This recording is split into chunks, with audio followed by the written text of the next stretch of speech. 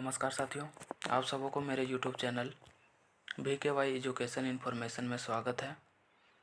आज का हमारा जो टॉपिक है कि झारखंड BSc नर्सिंग 2025 में जो गवर्नमेंट की तरफ से एंट्रेंस एग्ज़ाम करवाया जाता है, उसका एप्लीकेशन फॉर्म का अप्लाई डेट कब तक आएगा, उस फॉर्म को भरने के लिए आपकी एलिजिबिलिटी क्या क्या होनी चाहिए, एग्ज़ाम का सिलेबस क्या होगा, एग्ज़ाम का डेट कब का होगा, एग्ज़ाम सेंटर कहाँ पड़ते हैं, पासिंग मार्क्स क्या होगा और टोटल सीट्स कितने हैं।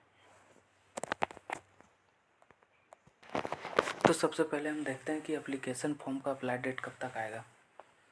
तो जो अप्लाई डेट का जो है लगभग अगस्त फर्स्ट वीक से एप्लीकेशन स्टार्ट होगा और एंड अगस्त लास्ट वीक तक होगा, क्योंकि 25 से 30 दिन तक टाइम मिलता है एप्लीकेशन फॉर्म फिलअप करने के लिए।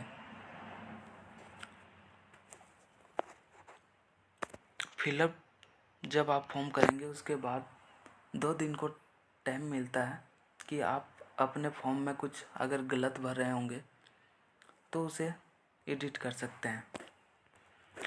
इसकी एलिजिबिलिटी क्या क्या होना चाहिए, तो सबसे पहले आप एक इंडियन सिटीजन होना चाहिए, तभी आप इस फॉर्म को भर सकते हैं। दूसरा, आप 12th साइंस से पास आउट होना चाहिए, physics chemistry biology as a compulsory subject. ये तीनों आपके कंपलसरी सब्जेक्ट हैं।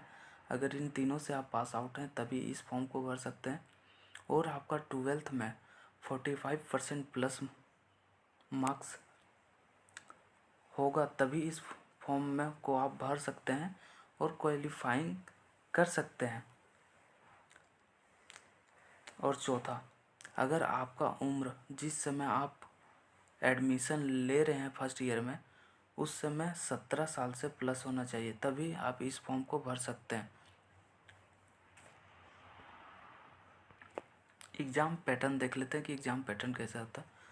तो इसका एग्ज़ाम जो का पैटर्न जो है वो आपका हर सब्जेक्ट से 50 क्वेश्चन पूछे जाते हैं। टोटल 150 क्वेश्चन पूछे जाएंगे और 150 मार्क्स का भी होता है। पर क्वेश्चन 1 मार्क्स का होता है। अगर आप एक क्वेश्चन सही करते हैं तो आपको 1 मार्क्स मिलेंगे और अगर आप एक क्वेश्चन गलत करते हैं तो उसमें आपका 0.25 मार्क्स काट लिए जाएंगे। अगर उस हिसाब से देखते हैं कि अगर 4 क्वेश्चन आप गलत किए तो आपका 1 नंबर काट लिया जाएगा। BSc नर्सिंग का जो कोर्स है वो एक नर्सिंग डिग्री प्रोग्राम है जो 4 साल में करवाया जाता है।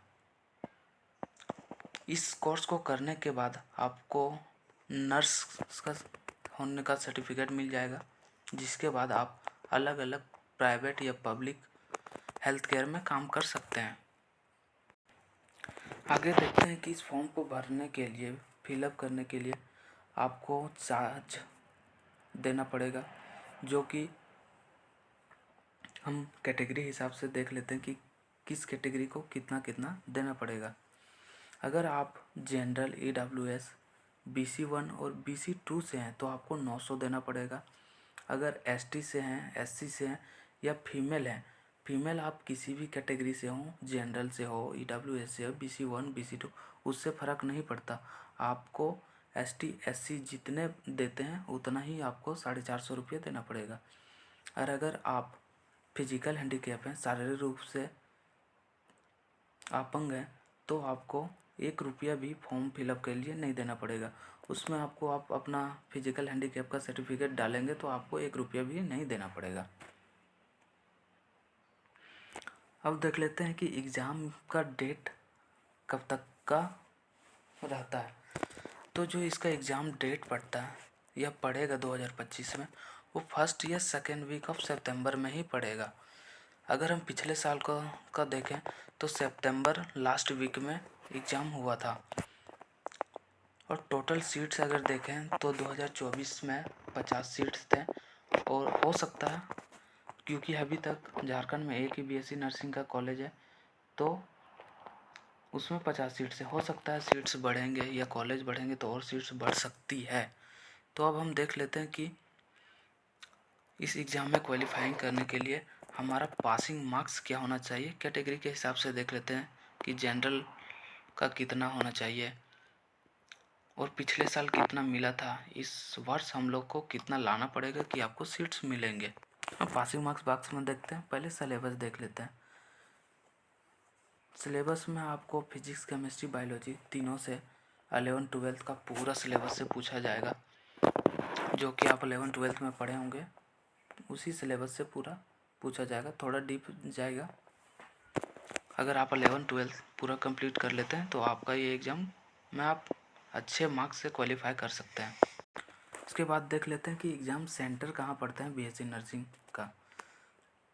तो जो इसका पहला सेंटर जो पड़ता है वो रांची है, दूसरा हजारीबाग, तीसरा पलामू, चौथा दुमका, छठा पांचवा जमशेदपुर और छठा धनबाद। ये 6 जगह बीएससी नर्सिंग जो गवर्नमेंट लेवल का एग्ज़ाम होता है, इन 6 जगह सेंटर पड़ते हैं। अब देख लेते हैं कि पासिंग मार्क्स क्या होना चाहिए। तो आप देख सकते हैं मैंने यहाँ एक टेबल बनाया है जिसमें 2024 का पूरा कैटेगरी के हिसाब से की CML रैंक, कैटेगरी रैंक और टोटल मार्क्स के हिसाब से जो कि सीट मिला है उस हिसाब से मैंने बनाया है। तो जनरल को देख सकते हैं, जनरल का जो CML रैंक था वो 44 था, कैटेगरी रैंक 11 था और टोटल मार्क्स 115 था। जनरल में जो ये है BC2 का ही था जिसे जनरल से सीट अलाउट हुआ था, इसका कैटेगरी रैंक 11 था और मार्क्स इसका 115 था। BC2 का देखें तो CML रैंक 42 था और कैटेगरी रैंक 10 था इससे, और मार्क्स 115 था। इसमें इसे को BC2 के कैटेगरी के हिसाब से सेलेक्ट किया गया था। BC1 में CML रैंक 48 से था, कैट रैंक 23 था और टोटल मार्क्स 114 था। EWS में CML रैंक 487 था, कैटेगरी रैंक 21 था और टोटल मार्क्स 91 था। ST का जो CML रैंक था वो 383 था, कैटेगरी रैंक 16 था और जो टोटल मार्क्स थे वो 94 था। SC का जो CML रैंक था वो 241 था, कैटेगरी रैंक 9 था और टोटल मार्क्स जो थे वो 100 नंबर था। ये जितना भी मैंने यहाँ दिखा रहा हूँ वो सारे लास्ट पॉइंट इतना तक मिला था। अगर आपको 2025 में इसमें सीट चाहिए तो आपको कैटेगरी के हिसाब से देख लीजिए, आपको इससे प्लस मार्क्स लाना पड़ेगा तभी आपको सीट्स मिलेंगे। और ज़्यादा जानकारी के लिए आप मेरे चैनल को सब्सक्राइब करके रखें कि कोई भी न्यू इन्फॉर्मेशन आती है तो जब मैं अपलोड करूँगा कोई भी इन्फॉर्मेशन तो सबसे पहले आपके तक पहुँचे और आप उसे जाने, अच्छे तरीके से समझें। So please like, share, comment and subscribe my channel. Thank you.